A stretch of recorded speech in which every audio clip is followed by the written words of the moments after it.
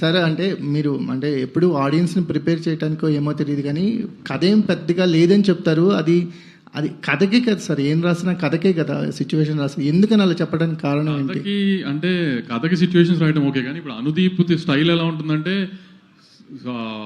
పంచుల్లో వెళ్తుంది సినిమా అంతా.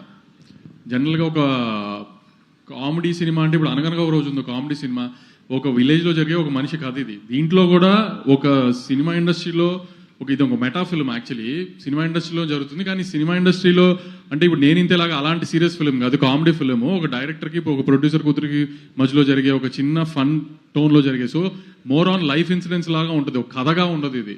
ఇప్పుడు ఒక డైరెక్టర్ ఇబ్బందుల్లో ఉన్నప్పుడు ఎలా బిహేవ్ చేస్తాడు, ఆ ప్రొడ్యూసర్ డిమాండింగ్గా కమాండింగ్గా ఉన్నప్పుడు ఎలా బిహేవ్ చేస్తుంది ఆ ప్రొడ్యూసర్ కూతురు అనేది, అలా ఒక లైఫ్ ఇన్సిడెంట్స్ మీద ఉంటుంది సినిమా. సో ఆమెను ఒక కథగా ఏమీ ఉండదు. ఒక డైరెక్టర్ అనే మనిషి ఈ 2 hours ఫ్లోలో ఆ క్యారెక్టర్ మూమెంట్స్, ఆ క్యారెక్టర్ ఎలా చేసింది ఇది అది అలా వెళ్తుంది సినిమా. అందుకే నేను అందరికీ చెప్పిన సింపుల్ క్యూట్ కామెడీ ఫిలిం, వచ్చి నవ్వుకుని వెళ్ళండి, స్కేల్లో అవి పెట్టుకుని ఏమి మెజర్మెంట్లు చేయకండి ఎక్కడ. ఎందుకంటే అలాంటిది అలాంటి సీన్లు అలా ఏం రాయడు మనోడు, మీకు తెలుసు ఆ విషయం. ఇప్పుడు మనోడు సుమగారితో మాట్లాడితే ఎలా ఉంటుందో సినిమాలో వాళ్ళ క్యారెక్టర్లు కూడా సుమగారితో అనుదీప్ మాట్లాడినట్టే ఉంటాయి. సో నవ్వు వస్తాయి, అంతేగాని దానికి లాజిక్ కానీ లేకపోతే ఇది ఎందుకు ఇలా ఉంది, ఈ సీన్తో ఈ సీన్ ఇలా వచ్చింది ఏంటి, ఈ సీన్ ఇలా ఉంది ఏంటి అంటే సెకండ్ హాఫ్లో ఒక చోట హీరో వాళ్ళు ఊరు వెళ్తారు, ఇప్పుడు ఆ ఊరు ఎందుకు వెళ్ళారు అలా ఆలోచించమనుకో. జనరల్గా మనం సినిమాలో అలా ఆలోచిస్తాం కదా, అట్లా మనోడు రాయడు అసలు. అలా ఇప్పుడు ఆ ఫ్లోలో మనిషి ఇప్పుడు మామూలుగా మనం ఇప్పుడు లైఫ్లో ఏదైనా చేస్తున్నాం అనుకో, నువ్వు కానీ నేను ఇప్పుడు ప్రొడ్యూసర్ రేపు ఏం జరుగుతుందని ప్లాన్గా చేయం కదా, అనుకునే జరుగుతూ ఉంటాయి, జరిగిన దాని ప్రకారం రియాక్ట్ అవుతాం కదా, అలా ఉంటుంది సినిమాలో. అందుకని ఆ ఫ్లో కథ అలా ఎక్స్పెక్ట్ చేయకండి అని చెప్పా. అలానే లేదు, ఒక స్టార్ట్ పాయింట్, ఒక మిడ్ పాయింట్, ఒక ఎండ్ పాయింట్ ప్రాపర్గానే ఉంటాయి. అలానే గొప్పగా అయ్యి ఉండవు అంటున్నా. మేజర్గా ఏంటంటే అనుదీప్ సినిమా నుంచి అందరూ ఎక్స్పెక్ట్ చేసేది ఆ పంచులో ఆ కామెడీ అవన్నీ పుష్కలంగా ఉంటాయి. అలాని ఒక బ్లాక్లో 20 minutes నవ్వుతారు, అలా కాదు. మీకు ఎవ్రీ 5-10 minutesకి ఒక్కొక్క పంచి పడుతూ ఉంటుంది, ఒక్కొక్క చోట నవ్వు వస్తూనే ఉంటుంది. అలా కాన్స్టెంట్గా మీకు 2 hours మొహమ్మద్ స్మైల్ ఉంటుంది. మీరు ఎన్నిసార్లు నవ్వుకున్నారు సార్?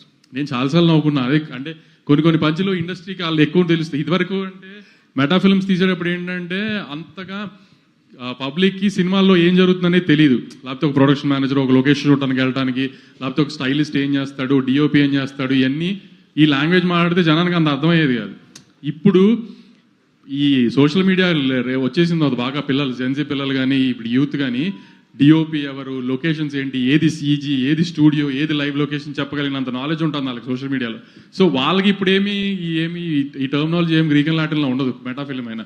సో అందుకని ఇంకా కాన్ఫిడెంట్గా వాళ్ళకి కనెక్ట్ అవుతాయి ఈ పాయింట్స్ కొన్ని గట్టిగా నమ్ముతున్నా. ఫన్ అయితే గ్యారంటీ నవ్వుతారు, ఒక 4-5 చోట్ల అయితే గట్టిగా నవ్వుతారు. అది ఒక్కటి ఎక్స్పెక్ట్ చేసి దయచేసి రండి, ఖచ్చితంగా డిసప్పాయింట్ చేయడం. అనేది ప్రివ్యూస్ లేకపోవడానికి కారణం ఏంటి? ఏం లేదు, ప్రివ్యూస్ కాదు అసలు మెయిన్ ఫ్రైడే రేపు యూత్కి ఎక్కువ Valentine's day holiday, second Saturday, Sunday Shivaratri holiday. ఆ హాలిడేస్ పెట్టుకున్నప్పుడు ఇవాళ ప్రీమియర్స్ వేస్తే నాకు అది సాటర్డే సండేలు 3rd డే 4th డేలు అయిపోతాయి.